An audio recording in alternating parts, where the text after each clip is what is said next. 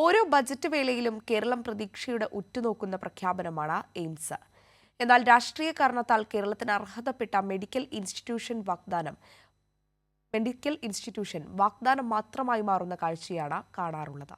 പുതിയ കേന്ദ്ര മന്ത്രിസഭയുടെ ആദ്യ ബജറ്റിലും കേരളം ഉറ്റുനോക്കുന്നത് ഈയൊരു പ്രഖ്യാപനത്തിനാണ്. ആരോഗ്യമേഖലയിൽ സമാനതകളില്ലാത്ത മാതൃകകൾ സൃഷ്ടിച്ച് ലോകരാജ്യങ്ങൾക്ക് മുൻപിൽ അഭിമാനമായി മാറിയ നാടാണ് കേരളം. ആ മേന്മയ്ക്ക് കരുത്തു പകരാൻ all India institute of medical sciences എന്ന സംവിധാനം കേരളത്തിന് വേണമെന്ന ആവശ്യത്തിന് വർഷങ്ങളുടെ പഴക്കമുണ്ട്.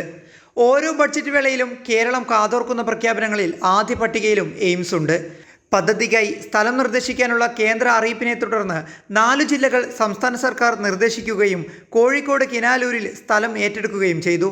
ഉന്നത ഉദ്യോഗസ്ഥർ സ്ഥല പരിശോധനയും നടത്തിയിരുന്നു. പദ്ധതി യാഥാർത്ഥ്യമാകുന്നതിന് പ്രാദേശിക പിന്തുണയടക്കം ലഭിച്ചിട്ടുമുണ്ട്.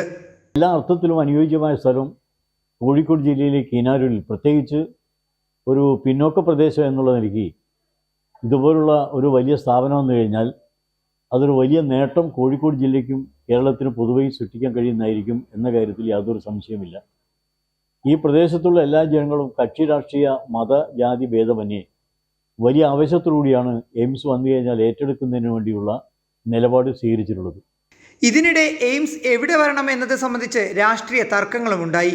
എന്നാൽ കോഴിക്കോട് പദ്ധതി യാഥാർത്ഥ്യമാകുന്നതോടെ വരാൻ പോകുന്ന അനുബന്ധ വികസനങ്ങളടക്കം ചർച്ചയിലാണ്.